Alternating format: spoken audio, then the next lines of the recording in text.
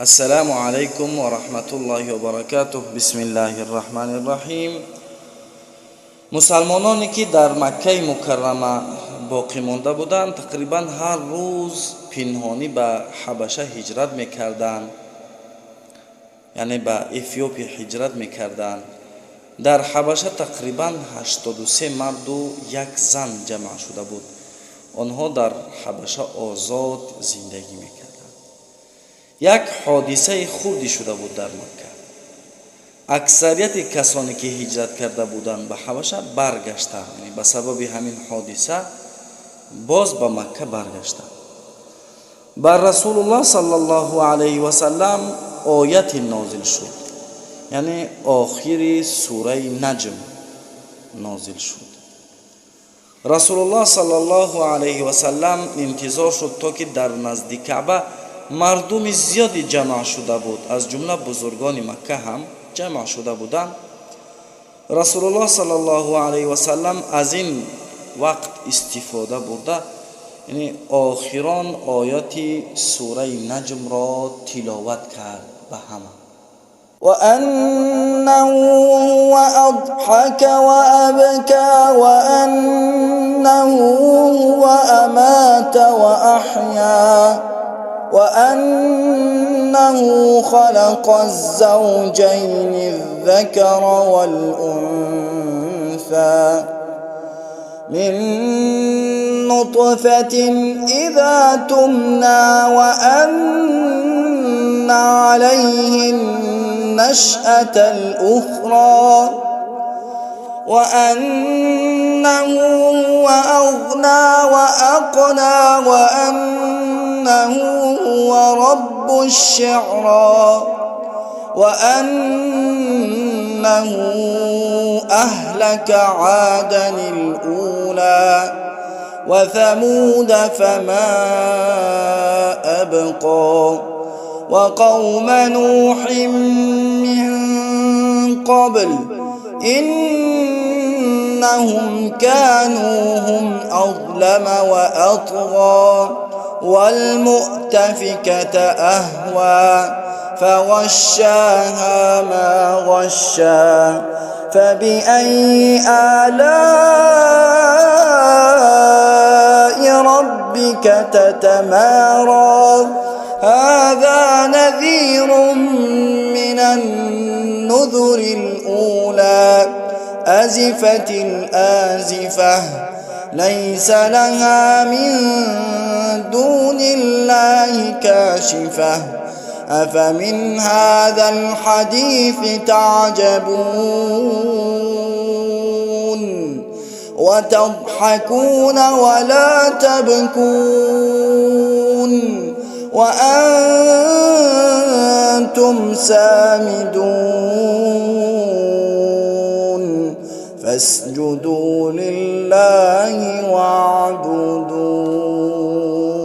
و اینکه او پروردگار خنداند و گریاند، و اینکه او میراند و زنده کرد، و اینکه او دو جفت نر و ماده را آفرید از نطفه چون در رحم ریخته شد، و اینکه پدید آوردن و بار دیگر بر عهده او خداوند است، و اینکه اوست که بی نیاز کرد و سرمایه بخشید، و اینکه اوست که پروردگار ستاره است، و اینکه اوست که عاد نخستین را هلاک کرد و نیز قوم ثمود را هلاک کرد، پس کسی را باقی نگذاشت، و همچنین قوم نوح را پیش از آن هلاک نمود. بیگمان آنها از همه ظالمتر و سرکشتر بودند. و شهرهای مؤتفکه یعنی قوم لوط را زیر و روی و نابود کرد، پس آنها را با آنچه سزاوار بودند از عذاب سنگین و درناک پوشانید. پس ای انسان ناسپاس، به کدامی که از نعمتهای پروردگارت شک داری؟ این پیامبر هشدار دهنده از قبیل هشدار دهندگان پیشین است. قیامت نزدیک شده است و هیچ کسی جز خدا آشکارش نکند و نتواند سختی های آن را دفع کند. آیا از این سخن تعجب میکنید و میخندید و نمیگریید و شما همواره در غفلت هستید؟ پس همه برای خدا سجده کنید و او را بپرستید. رسول الله صلی الله علیه و سلم با مسلمانان سجده کردند، قریشی ها هم سجده کردند. از بزرگی این آیت ها همه سجده کرد. یعنی این آیت ها تأثیر بزرگی داشت بر سر همه سجده کرد بجز یک پیرمرد نتوانست سجده کند. کمی از خاک گرفت و در پیشانیش مالید و گفت این برای من کافی است. اکنون در بین مردم پهن شد که قریشی ها کاملا مسلمان شدند. این خبر به حبشه رسید و بعضی از صحابگانی که در حبشه بودند این خبر را شنیدن باور کردند و به مکه رسیدند، یعنی به مکه سفر کردند. وقتی که به مکه آمدند دیدند که خبر دروغ است، قریشی ها مسلمان نشدند همشان و سجده کردن قریشی ها سبب شد که بعضی از مسلمان ها به مکه بار دیگر برگشتند. قریشی ها در دارالندوه جمع شدند، یعنی در همون خانه که مصلحت میکردند جمع شدند و گفتند با سخنان محمد ما هم تأثیر یافتیم، باید چاره ببینیم. محمد ما را جادو کرد، سجده کردیم. گفتند راه حل این است که بر محمد و مسلمانان حصار میکنیم، یعنی معامله را با محمد و مسلمانان قطع میکنیم. هیچ کسی از مسلمانان نمیخرد و به آنها نمیفروشد، از آنها دختر نمیگیرد و به آنها دختر نمیدهد و کسی که از بیرون یعنی خوراک بیارد آن را منع میکنیم به مسلمانان و به محمد بفروشد. بعد از شنیدن این سخنها ابو طالب، بنی عبدالمطلب و بنی هاشم و بنی عبدمناف، یعنی این سه قبیله را جمع کرد و گفت آیا شما راضی هستید به کار قریشی ها؟ گفتند نه. آنها مصلحت کردند که همشان با رسول الله صلی الله علیه و سلم یاری میکنند، یعنی با محمد خرید و فروش میکنند، با رسول خدا خرید و فروش میکنند. ابو جهل لعین قریشی ها را جمع کرد و گفت اگر بنی عبدالمطلب و بنی هاشم و بنی عبدمناف محمد را یاری میکنند ما با آنها هم معامله نمیکنیم. قانون از سر نو اعلان شد که هیچ کسی با این سه قبیله معامله نمیکند، یعنی خرید و فروش، از آنها دختر نمیگیرد و دختر نمیدهد و از بیرون هیچ کسی با آنها اجازت دادن نمیشود که خرید و فروش کند. کسی محمد را یاری کند ما با آن هم معامله نمیکنیم. قریشی ها این قانون را در یک پوست نوشتند و در درون کعبه آن را آویزان کردند. در این پوست از همه بالا نوشته شده بود بسمک اللهم، یعنی به نام تو ای پروردگار، و قانون نوشته شده بود. اکنون ابو طالب طرفداران خود را به بیرون از مکه جمع کرد و آنها بیرون از مکه زندگی میکردند تا اینکه این سه قبیله با یکدیگر داد و گریفت داشته باشند و گرسنه و تشنه نمانند. خوراکشان تمام شد، یعنی هر چیزی که از خوراک داشتند به یکدیگر داد و گریفت کردند، تمام شد. بیرون از مکه رفتن نمیتوانستند و کسی از بیرون می آمد به آنها خوراک فروختن نمیتوانست. این ماجرا را بعضی از جوانانی که از اهل مکه بودند و رفیقانشان در این سه قبیله بودند دیدند، راضی نبودند که رفیقان آنها گرسنه و تشنه هستند. آنها میخواستند این قانون را بردارند. از کسانی که میخواست قانون را بردارد حکیم ابن حزام رضی الله عنه بود. در آن وقت مسلمان نبود. حکیم ابن حزام خش بود به بنی عبدالمطلب. روز خوراک تیار کرد و بر شترش گذاشت و به نزد بنی عبدالمطلب می رفت. ابو جهل او را دید، گفت کجا می روی ای حکیم؟ حکیم گفت این کار تو نیست، من آزاد هستم، به کجایی که بیروم میتوانم بروم. ابوجهل گفت خوراک را به محمد میبری؟ حکیم گفت این کار من است. ابوجهل گفت نه، تو حق نداری قانون را قانون شکنی کنی. بین ابوجهل و حکیم گفتگو شد. در این وقت بود که ابوالبختوری آمد. این هم یکی از بزرگان مکه بود. ابوالبختوری به بنی عبدالمطلب خویش بود. گفت چی گپ است در بین شما؟ حکیم گفت خوراک دارم و میخواهم به خویشان خود بدهم. ابوجهل گفت حکیم قانون شکنی میکند. ابوالبختوری گفت حکیم یکی از بزرگان مکه است و او آزاد است، هرچی میخواهد میکند. بین ابوجهل و ابوالبختوری زد و خورد شد، یعنی جنگ کردند. ابوالبختوری ابوجهل را یک تا زد و بر او پیروز شد. حکیم خوراک را به بنی عبدالمطلب برد، ولی خوراکش کم بود.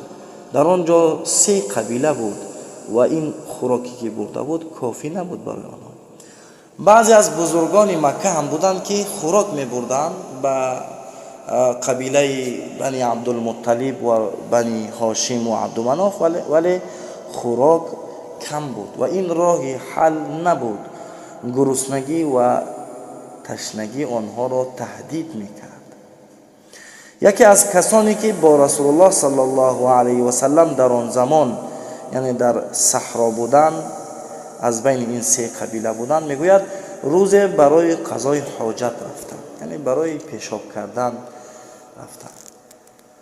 ناگهان شب بود. میگوید وقتی که پایش به پوستی رسید آواز برآمد، دید که یک شتری مرده است، یعنی فقط استخوان‌هایش مانده است. میگوید پوست این شتر را گرفتم، شستم و پخته آن را خوردم. یعنی تا درجه رسیده بود که دیگر پوست شتری که قاق شده بود از بین رفته بود، بوی میکرد، آن را شسته پخته و میخوردم. برگهای درختها را میخوردم، یعنی از حد زیاد گرسنگی و تشنگی آنها را تهدید میکرد. هشام این حالات را دید و بسیار در غضب شد و میخواست این قانون را دور کند. هشام به نزد زهیر ابن المغیره آمد و گفت آیا تو راضی هستی به کار قریش؟ قوم ما گرسنه و تشنه هستند. زهیر گفت این کار را قریشی ها کردند، آنها زیاد هستند. هشام گفت قانون را دور میکنیم. زهیر گفت ما 2 نفر هستیم، آنها زیاد هستند. زهیر گفت با من و تو کسی دیگر هست؟ هشام گفت نه. زهیر گفت 1 نفر دیگر را پیدا کنیم تا که 3 نفر شویم، بسیار خوب می شود. هشام به نزد مطعم آمد، مطعم ابن عدی، و گفت آیا تو راضی هستی به قانون قریش؟ مطعم گفت نه. هشام گفت میخواهی با ما باشی تا اینکه قانون را دور کنیم؟ مطعم گفت بله، ولی ما کم هستیم، آیا با تو کسی دیگر هست؟ هشام گفت بله، زهیر هست. مطعم گفت 1 نفر دیگر پیدا شود تا که 4 نفر شویم، بسیار خوب می شود، قوت ما مستحکم می شود. هشام به نزد ابوالبختوری رفت. ابوالبختوری دشمن ابوجهل بود. ابوجهل میخواست که بزرگ مکه شود، ولی چند تا جوانهایی بودند از بزرگان مکه که راضی نبودند با سخنان ابوجهل. و ابوالبختوری ابوجهل را زده بود و دشمن ابوجهل بود. ابوالبختوری گفت هشام به ابوالبختوری گفت میبینی که قوم ما به چه حالت رسیده است، آیا تو راضی هستی به این کار؟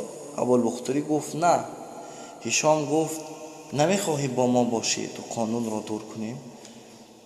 ابوالبختوری گفت بسیار خوب، ولی ما کم هستیم، با ما کیست؟ هشام گفت با ما زهیر و مطعم است. ابوالبختوری گفت 1 نفر دیگر شود که ما 5 نفر شویم، زیاد میشویم و قوت ما زیادتر میشود.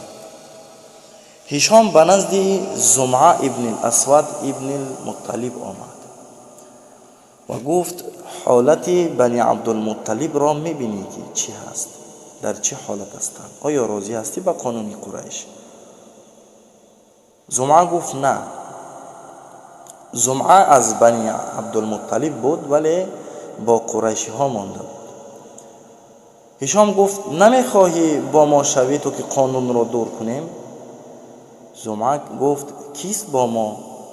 هشام گفت با ما مطعم زهیر ابوالبختری است. زمعه راضی شد. اکنون 5 نفر از بزرگان مکه، از جوانان مکه یک جا شدند، مصلحت کردند که آن قانونی که نوشته شده بود و در درون مکه آویزان کرده شده بود آن را می‌درانند و قانون را دور می‌کنند. روز قریشی ها در نزد کعبه جمع شده بودند. هشام خست و گفت ما با قوم خود معامله بدی کردیم، آنها را گرسنه و تشنه گذاشتیم. اکنون 3 سال می شود که آنها در این حالت هستند. به خدا قسم شرمندگی هست. عرب ها با ما چی می گویند؟ یعنی ما قوم خود را از گرسنگی و تشنگی کشتیم. این شرم آور است. به خدا قسم اعلان را می درانم، یعنی آن قانونی که در آن پوست نوشته شده است آن را می درانم، قانون برداشته می شود. ابو جهل خست و گفت به خدا قسم نمی درانی، نمی توانی این کار را بکنی. این قانون را قریشی ها نوشته. زهیر از جایش خست و گفت به خدا قسم می درانی. مطعم خست و گفت به خدا قسم این قانون را دور میکنیم، آن قانون را که در درون کعبه نوشته اید آن را میدرانیم.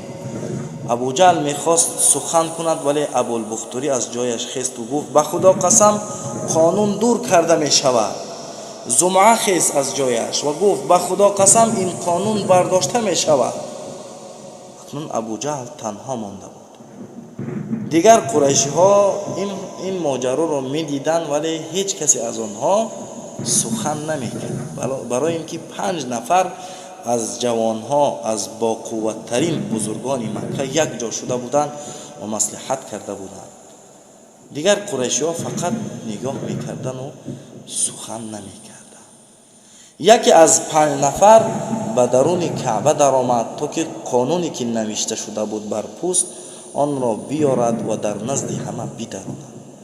ولی دید که نوشته شده از بین رفته بود، یعنی آن را کرم خورده بود.